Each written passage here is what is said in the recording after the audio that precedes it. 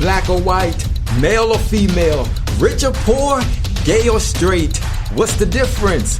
Number 14 and number 41 are on a mission to improve the unity of the world, one person at a time. Welcome to the 14 and 41 Unity Show. Hello, I'm Alexis Hornbuckle, number 14. And I'm Matt Gersper, number 41. And I'm Demario Warren, number 20. And we are different, but we are made from the same stuff.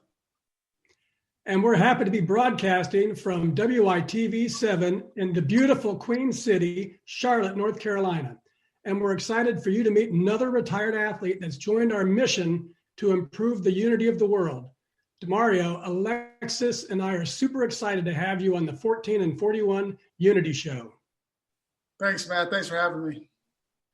Oh, we're so excited. So just take a minute or two, if you would, and tell our audience what you're doing these days to make the world a better place.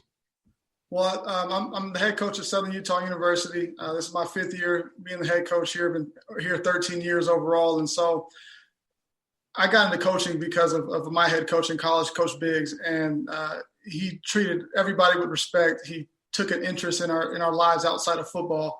And he really brought our team together. A lot of guys from a lot of different cultures. And so coming out to Cedar City, Utah, being in a different area for me and my family, and really recruiting out of California, Arizona, Colorado, and the state of Utah, and bringing all these guys into one program. It's an everyday goal of ours is to bring guys together. Our whole team mantra is 11 United. And so we're trying to focus on the things that are close to us. We always talk about focus small, focus on the people right around you. And if you do that, you can make a big change in the world. And so we're not going to be screaming from the rooftops trying to change the world. We're going to focus right where we are here in Cedar City, make the people around us better. And hopefully as we scatter out throughout the country, after these guys graduate, we can make a big difference. I love that. So take us back maybe 10 years or so. And what were you doing in 2010? 2010, I was the DB coach here. So it was my 3rd year coaching. I was 24 years old, 25 years old. And so I was just learning the ropes, learning how to coach football, really gaining experience of what coaching is all about. That was the year we won our first championship. And so it was all about winning. It was all about football back then. And as I grew up and got older, you realize how much of an impact you have as you get 4 or 5 years of guys in your program, them graduating, them having kids, and then coming back and showing you all the progress that they've made in their life. And hopefully we had a small part to do, a part of them growing up. So, yeah, 10 years ago, I was starting out my career. I think I had 1 kid, maybe 2, and now we got 4. So it was a lot different than it is now. Yeah, very good. And how do you see the world? What will you be doing? What will you be doing out in 2030, 10 years from now? How do you see your life? Hopefully doing what I love to do, coaching, spending time with my family. We're a pretty boring family. It's just us. I mean, we hang out together. We do a ton of family events, and I go to work. I love my job. We spend a lot of hours here. And so I'm hoping to continue to surround myself with great people, like I've been fortunate enough to do my whole life, and just, again, create a culture around myself where it's positive, and we're all trying to get better every single day. That's great. 14, let me toss it over to you. Thank you. Demario, again, thank you for joining us. I'm definitely excited that you came on the show. My first question for you is, what was your first reaction when you heard about RAFRU? When I heard about what? RAFRU, Retired Athletes for Radical Unity. I was, it was funny because we were just starting a unity group with our team. And it didn't get to where I wanted to get to, but what we were doing was we were bringing up big issues around the country. And we were having one group fight for one side, the other group fight for the other side. And then we had a group that just tried to find common ground that both parties could agree upon. And so it was just my attempt to say, hey, everybody's pretty mad at each other right now. Is there something we can do to soften some hearts and get people to at least start conversations? And so it was interesting because, I mean, obviously the Black Lives Matter things are going on. And so we had some black guys on our football team that had to defend the cops and vice versa. And so we just put them in some situations where they were uncomfortable. But to be honest, they came up with some very good points for those different sides. And that group in the middle really did a great job of just talking about, okay, no matter what side you're on, you can agree on that it is hard to be a cop. You can agree that the punishment didn't fit the crime. And so we just started to try to pick away at some of the pride that people have when they start talking about these subjects and just say, all right, so now next time you get in a situation and you just got somebody that's not going to listen, they believe what they believe, maybe try to soften their hearts with some of these things, and then they can understand the other side a little bit. That's awesome that you're doing that great work. And once you heard about us and your wheels started turning and you checked out the website and you see the gear, Matt's shirt, he's a black and white guy. I will say that our logo is very colorful. But what were your thoughts about the gear and the message and the logo and the website? I thought it was awesome. Again, I think when people are just trying to do good, just to be good, not to make a ton of money, but just to try to spread some positivity in the world. And so obviously when Matt reached out, never heard of the movement, but when he reached out, I was excited because if I can have one influence on somebody to create some positivity, I think it's huge. So we'll see if we can talk to some people and hopefully get some people just having a better day today. Yeah, absolutely. And you actually kind of touched on this last part of the question. But what were your hopes when you decided to share your Rap Roof story and help our mission of improving the unity of the world one person at a time? I think one thing, just to spread awareness that you guys are doing some great work. I think that's huge. If we can just get a couple more people to know about it and they tell a few more people and it just starts to grow. And again, there's a lot of people out there in America and that just are looking for positive people and want to be a part of it. And I think we sometimes are a little cynical and think that everybody's mad, and I think that's a small percent that is getting put all over the media. And so I think if the message gets out there, I think there's a lot of people that would gravitate towards positivity. And so I think you guys are doing a great job, and anything that I can do to help, I think I want to do that. Much appreciated, and thank you so much. Matt, I'm going to give it back to you, man. Right on. Yeah, Demario, that's awesome. And so is your unity story. You provide a firsthand account of how focusing on what divides us can actually tear a team or a community or a country apart. So if you would just share a few tidbits of your story with our audience, not too much, just enough that they'll rush to read it right after the show. Yeah, it was my first year as a head coach. I'm 31 years old, the first black head coach in the state of Utah. And there's some social justice events that are going on. Some unarmed black men were killed. I think it was a couple of weeks apart, and it was all over the news. It was before all this happened this year. And so Kaepernick took a knee, and then soon to be President Trump was kind of spoke out against him. And so I'm in the state of Utah. It's a very Republican state. And so it was all over the media. It was all over everywhere. And so it was a tense time. And coaching college football, I got a lot of things I'm worried about my first head coaching year. First of all, don't get fired, try to win some football games. And so that's what we're focused on. And we have an event, and they ends up one of my players not standing for the national anthem, and another player takes offense to it. So I got on social media and we had to address it as a team. But I think going through that as a team and what football brings is you have 100 guys that you respect and that you go through some hard things with. So you care about them. You need them for you to be successful. You care about the guys on your team. You go through too much together. And it was a great opportunity for people from different backgrounds that have different understandings or different reasons for believing what they believe in, that you can actually talk to somebody. I don't think that happens a lot in most jobs. You don't go through hard things. You do your job and then you go home to your family. But in football, I mean, you go through some tough days as an athlete. And so you respect those guys, even though you might not agree with them all the time. And so we had an opportunity to preach that message of how lucky they were to be on a football team. And you got 100 guys that you can confide in when you don't understand something that's going on in the mainstream, and you can ask questions. And I think it really benefited. I hope it benefited those two, but I think it really benefited our whole team. And hopefully they can keep that lesson going when there is a tough time. There are some people that might not agree with them that they do respect and can talk about it. Well, I'm never going to ask you to keep a secret.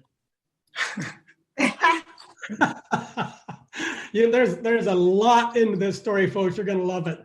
But Demario, give one reason that you hope listeners, other than just athletes, but listeners who are listening to the show today will read your story and then share it with others. What's one hope you have for that? Just have some understanding. There's reasons people feel the way they feel. No matter if you agree with them or it's wrong in your opinion, have some understanding of why they came to that conclusion. Again, you never ever agree with them, but at the end of the day, there's something in the back. There's something in their history that got them to this point. And so, if you can understand that and understand they're a human being, and treat them as such, we want our guys to be peacemakers. We want our guys to be leaders and treat people the right way, and not because you want to be treated the same way. It's just the right thing to do. So just treat people with respect, and again, try to have some understanding of what they've been through in their life that got them to this point. I love that. And I definitely can see Coach Biggs in you. Yeah. He had a big impact on me for sure. Yeah. So one more question about your story. What's been your experience since you started thinking about it and then writing it? And I know you struggle with it a little bit because of the politics of the day, then actually putting pen to paper and now reflecting back on your journey as a coach and an athlete. What's been your experience? How do you feel about putting this out into the world beyond just your football team? Yeah, just again, how everything's being politicized. I mean, we're talking about masks and everything. So I know the story. I mean, it was a very neutral story because I had empathy for both guys on both sides. And so I know that it's a great story for people to read, but to be honest, you don't know how somebody's going to take it and just run with it and think I'm this or I'm that. So that was probably the most hesitation I had after I wrote it. I was like, I got a great story for Matt. And I wrote it real quick, and then I just never emailed it to you. And then you kept bugging. I did have to beg a little bit for it. Come on.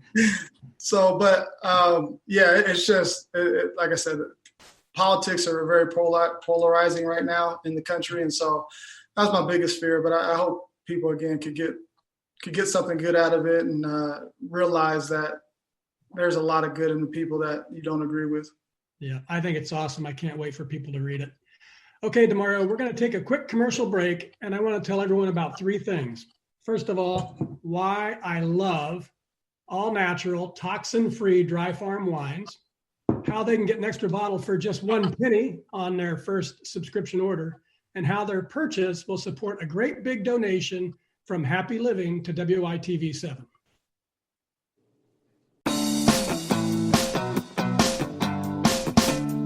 Mr. Happy Living here. I love good things made by good people. That's why I love dry farm wines. I first met the man known as the healthiest wino on the planet back in 2016. He said his wines don't cause headaches or hangovers, and that he started his company because most wine consumed in the U.S. is highly processed and loaded with unnatural nasties. Like most processed food, it's toxic. That very night, I made a big health decision. Toxic wines out, natural wines in. It's been 4 years since I made the switch, and I feel great. Go to happyliving.com and select Partners in Happy to get your first bottle of natural wine for a penny. And I'll donate 8% of every order placed during the entire month of November to WITV7. Share the gift of natural wine and pour some love this holiday season.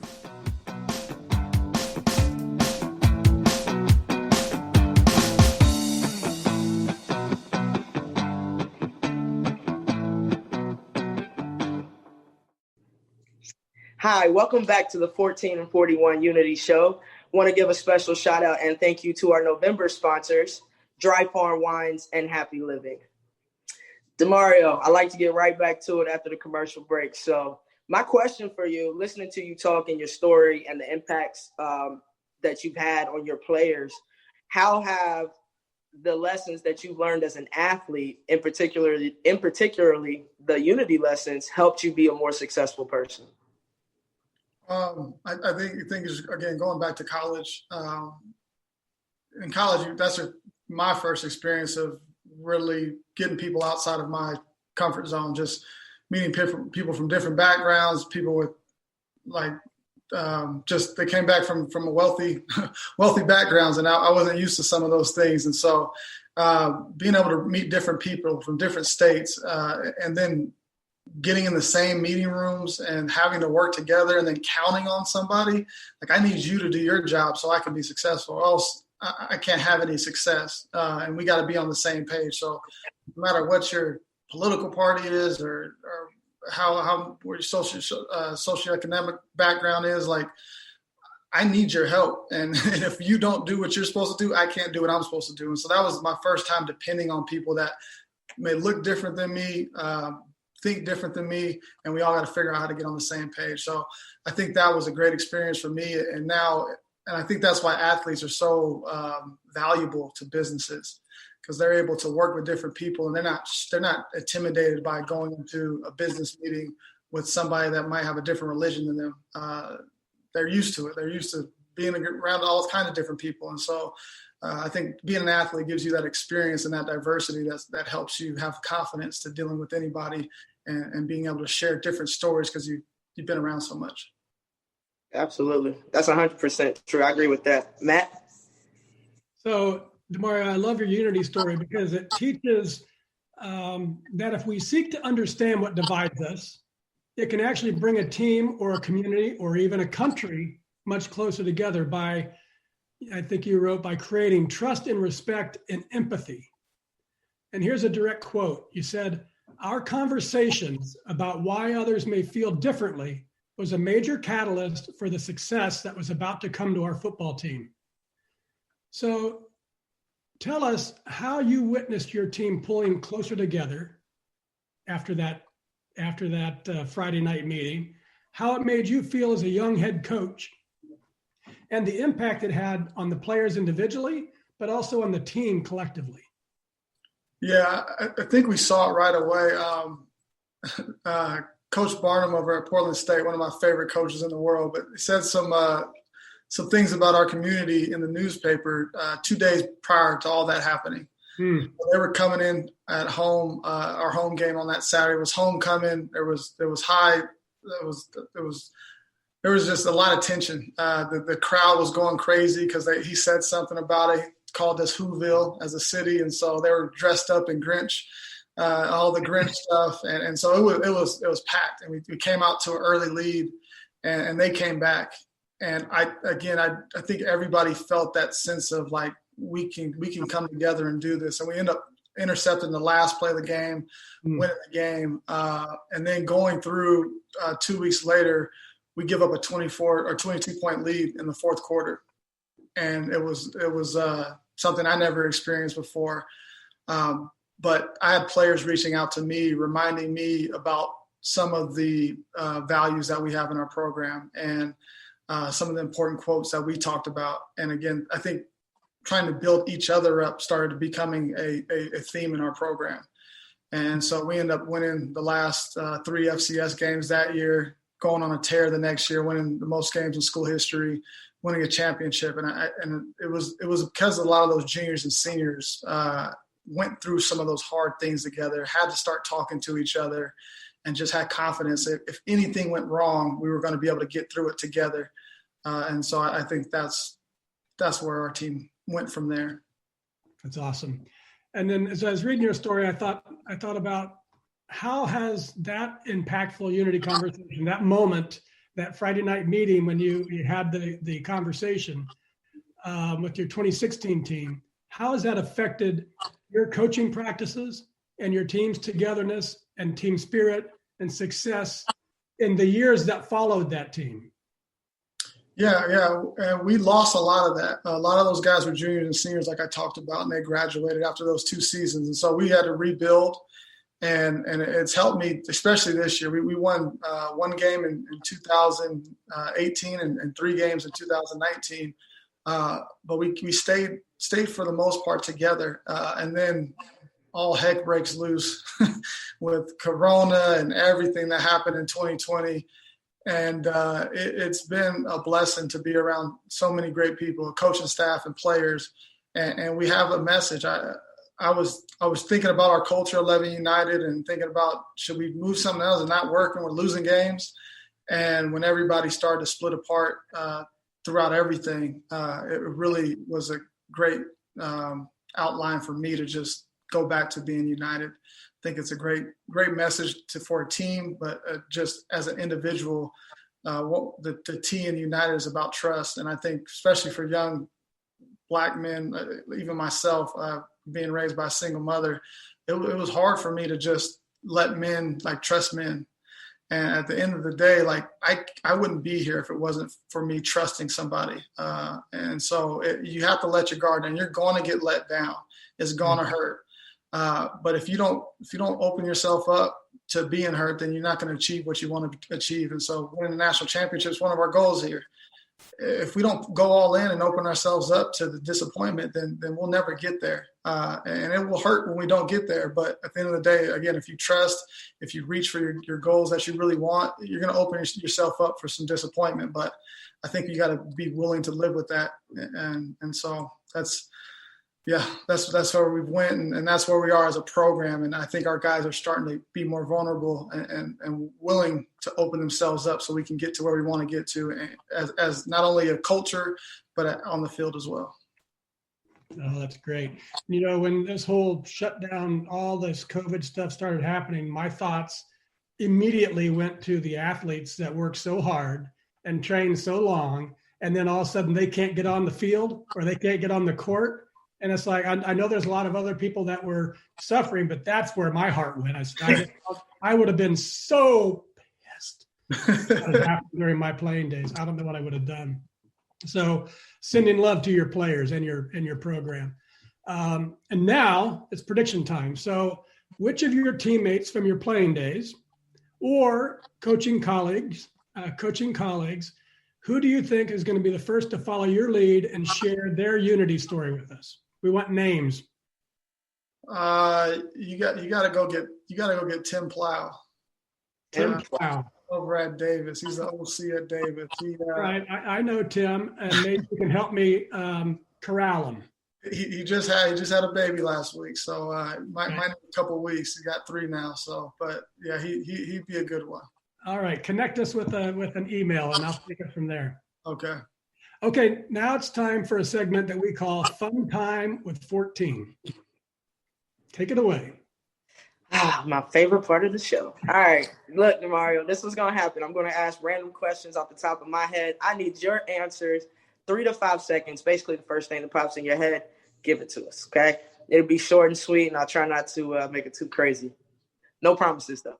All right, so we'll start easy. How old were you when you first started playing sports? 6. 6. What other sports did you play besides football? Baseball, basketball, track, pretty much everything. All-around athlete. I love it. If you weren't coaching college football right now, what would you be doing? I'd be in the business field doing something. Okay. What was your most teachable moment as a young athlete? Ooh.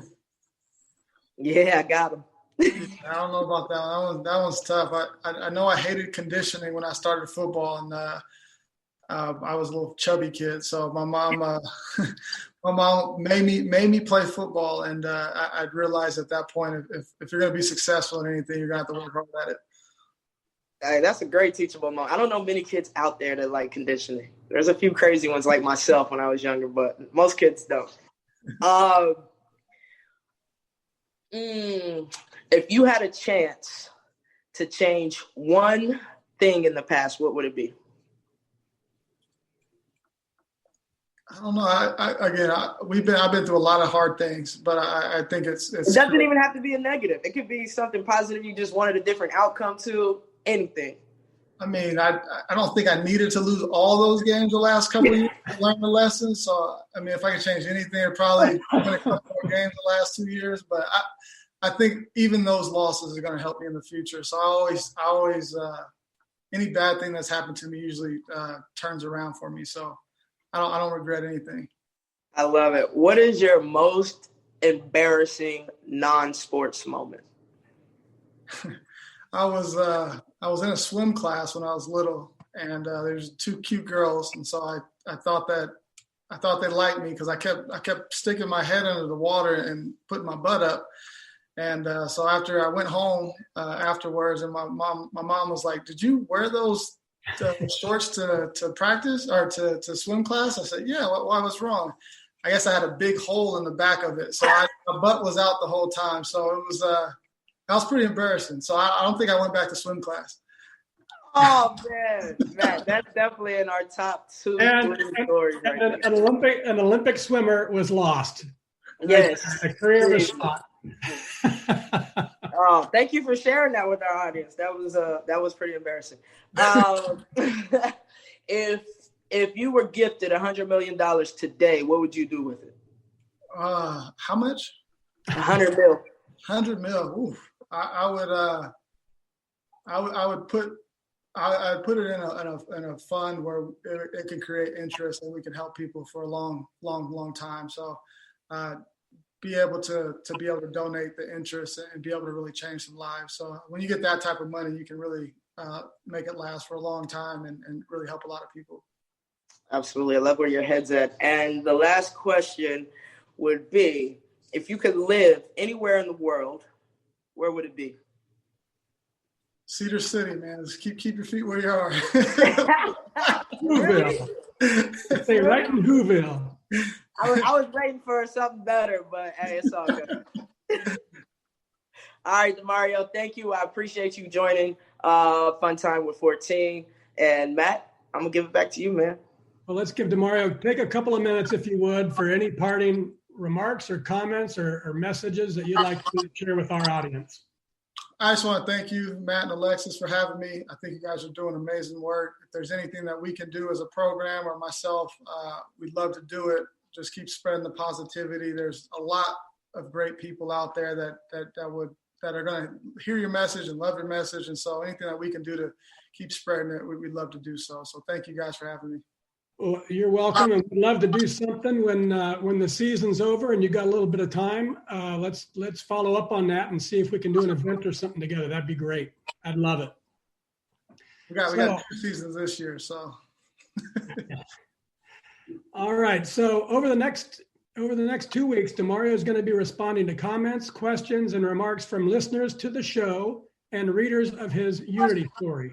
At the end of those 2 weeks, he's going to pick the person he feels will be was the most impacted, and he or she will win a free Raffroo t-shirt or hoodie. And now it's your turn. If you're hearing my voice and you are inspired by this show, then please donate what you can to WITV7. It's a wonderful 501c3 charity on a mission to educate, empower, and encourage. They do good works with your kindness. And I want to thank you, number 20 and number 14. It feels so great to work with inspiring people like you to do our part to make the world a better, more united place. Demario, your Unity story teaches powerful lessons of having direct conversations with people you respect and trust can create understanding and empathy for what others may be feeling and experiencing. And I love that you ask all your players to learn that lesson and then take it with them out into the world when they leave your football program. And so now I'm happy we can share it with everyone in our Raffroo community and ask them to take it out into their world too.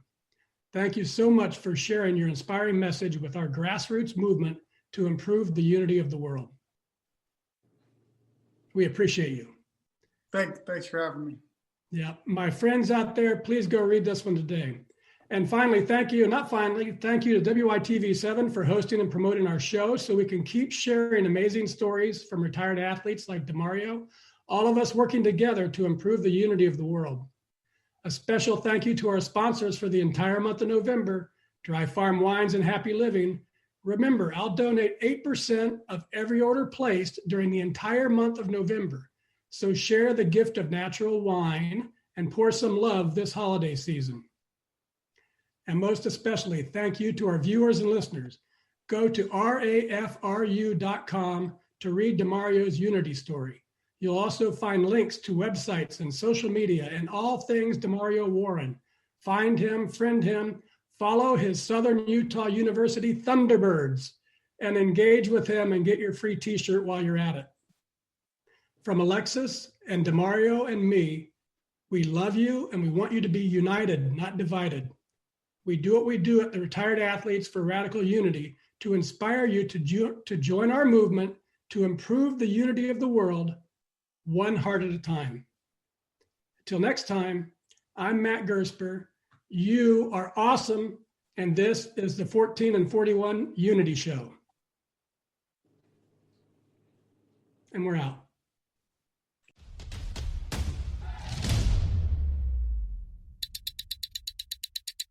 Black or white, male or female, rich or poor, gay or straight.